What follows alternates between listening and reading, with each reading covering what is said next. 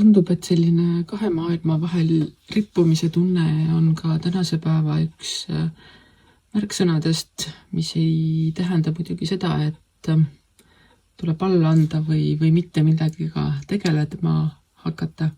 Vastupidi, praegu tundub, et maailm on sinu kätes just sellisel moel, mida sa oled kogu aeg ette kujutanud, tahtnud ja kõik, mida sa ette võtad või plaanid võtta või mis sul nii-öelda mõtetes on, siis need toovad sulle sellise maailma tipus olemise tunde või võidu võimaluse tunde või sellised, et sa oled täpselt selles kohas, kus sa pead olema. Kõik su asjad,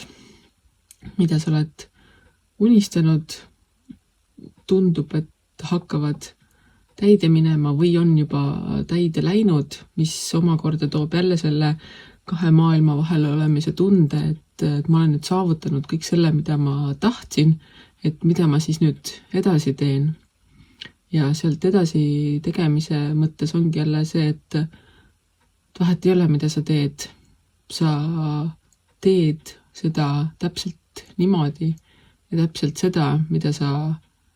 tunned, et sa tahad, sa julged seda teha ning maailm näitabki sulle, et sa oled selleks loodud,